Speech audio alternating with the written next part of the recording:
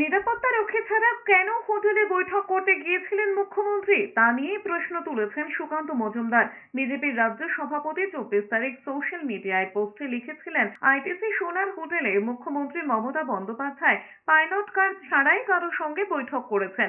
এই প্রসঙ্গে বলতে গিয়ে রবিবার সুকান্ত মজুমদার বলেছেন, এখনো পর্যন্ত মুখ্যমন্ত্রীর অফিস কিংবা তার দলের তরফে কোনো প্রতিক্রিয়া দেওয়া হয়নি।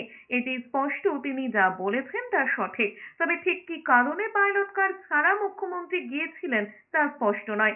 সামনে বিভিন্ন বিশ্ববিদ্যালয়ের ভিসি নিয়োগ হবে, সে প্রসঙ্গ টেনেও সুকান্ত মজুমদারের খোঁচা, মুখ্যমন্ত্রী নিরাপত্তা নিয়ে তিনি বেশ চিন্তিত।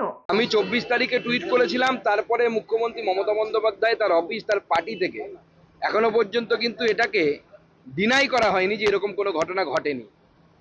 তার মানে আপনারা সহজেই বুঝতে পারছেন যে মুখ্যমন্ত্রী পাইলট ছাড়া কারো সাথে আইটিসি সোনার হোটেলে দেখা করতে গেছিলেন, কার সাথে দেখা করতে গেছিলেন মুখ্যমন্ত্রী বলতে পারবেন। আমরা তো খুব চিন্তায় আছি, আগামী দিনে বিভিন্ন ইউনিভার্সিটির ভিসিটিসি নিয়োগ হবে, আরো অনেক কিছু হবে। মাননীয় মুখ্যমন্ত্রী কার সাথে দেখা করতে গেলেন। পশ্চিমবঙ্গবাসী হিসেবে আমরা মুখ্যমন্ত্রীর সুরক্ষা নিয়েও খুব চিন্তিত।